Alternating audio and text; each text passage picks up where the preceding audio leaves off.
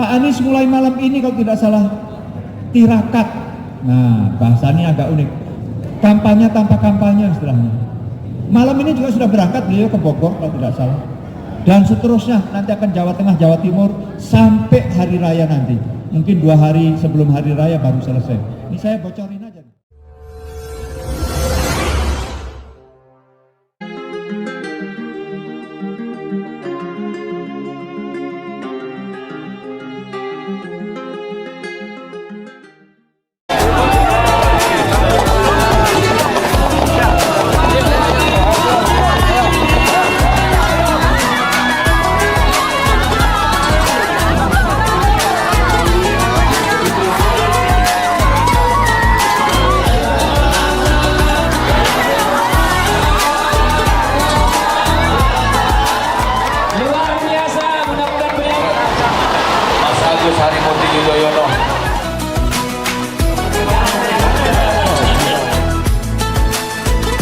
Jadi hari ini memang sengaja Mas Ketum pengen ketemu ya dengan anak-anak, adik-adik mahasiswa yang dulu ya program ini digagas oleh Pak SBY.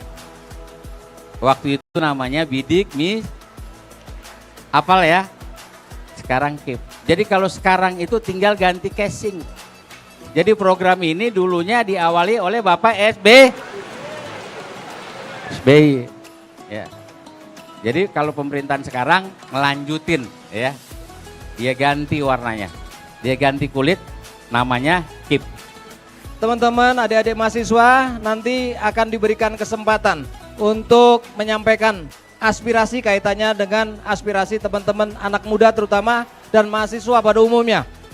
Ya, tolong nanti adik-adik menyampaikan. Dan satu hal lagi tuh mungkin nanti kami perlu diberikan motivasi kaitannya dengan pengembangan UMKM tuh. Dan sama-sama nanti kita doakan agar Safari Ramadan Ketum yang dimulai dari DKI Jakarta merupakan satu kebanggaan buat kita Tum. Jadi mulai awalnya adalah di DKI Jakarta, insya Allah nanti kalau Ketum berkenan lagi kami akan lakukan lagi dan akan menyambut dengan gembira. Kita pengen setelah ini perjuangan Ketum dan kita semua harus mencapai benar-benar tujuan yang kita inginkan.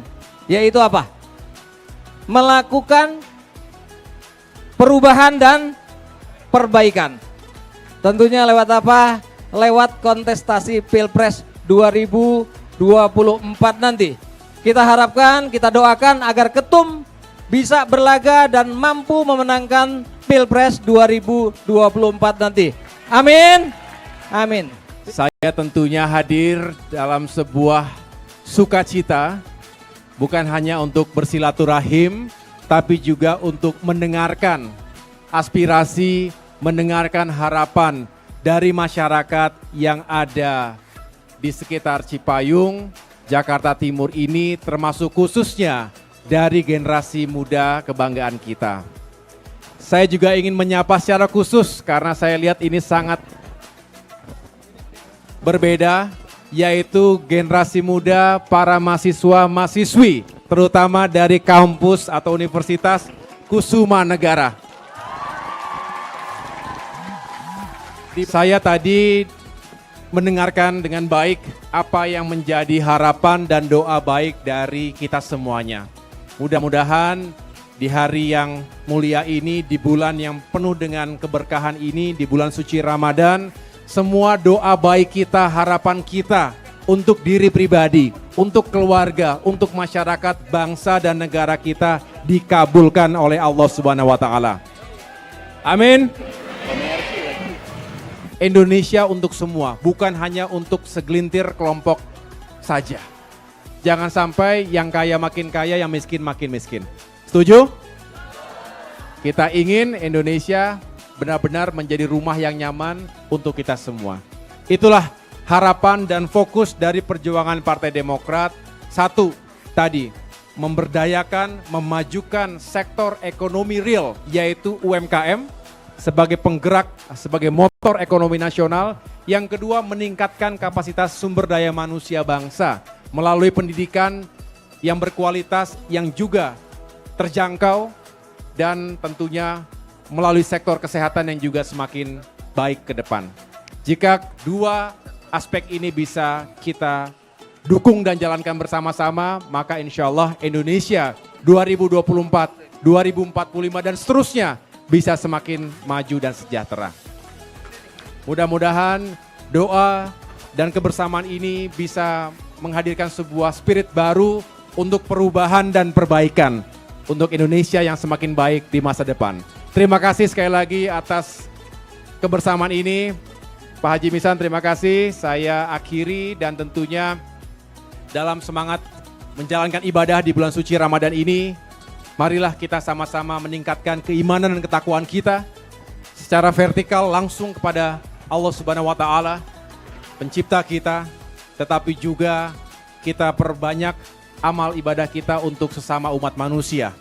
Kita perbanyak kegiatan-kegiatan bakti-bakti sosial untuk kemanusiaan dan juga semakin mempererat persatuan dan kebersamaan kita sebagai sesama anak bangsa.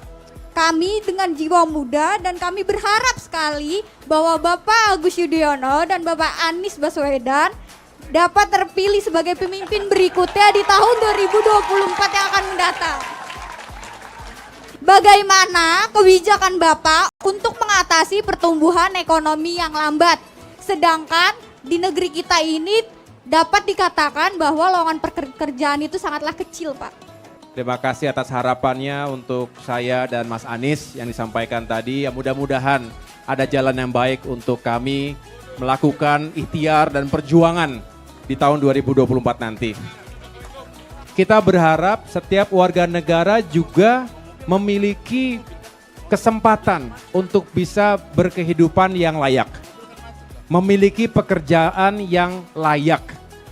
Bukan hanya halal tapi juga layak penghasilannya.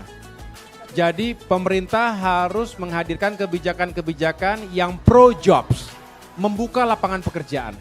Tapi setelah itu kita harus meyakinkan juga mereka yang sudah memiliki pekerjaan itu aman, tidak di PHK. Itulah namanya job security.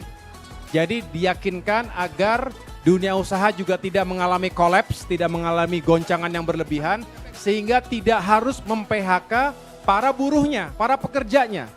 Nah ini terjadi di sana sini, baik itu di pabrik-pabrik yang kita kenal menyerap tenaga kerja yang besar, ya, konveksi misalnya, otomotif, maupun pabrik-pabrik yang skalanya lebih kecil. Ini saat ini sedang struggle, mengalami kesulitan untuk bisa tetap mempertahankan pekerjaan, lapangan pekerjaan bagi buruhnya. Apa kiat-kiat dari Pak Ketum yang dari Demokrat ini untuk kiranya meningkatkan UMKM yang sudah ada ini?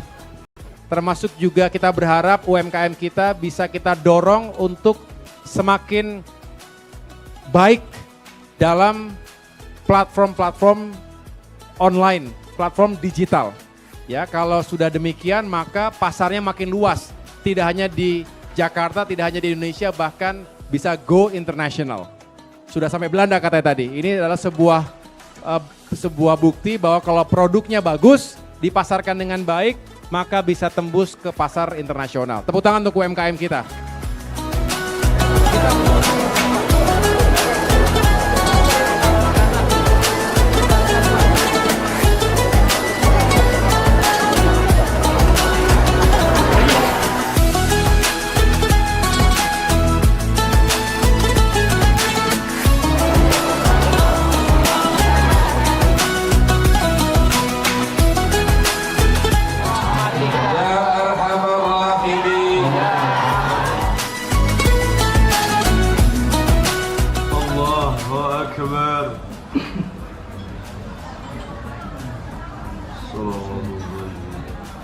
Assalamualaikum warahmatullah.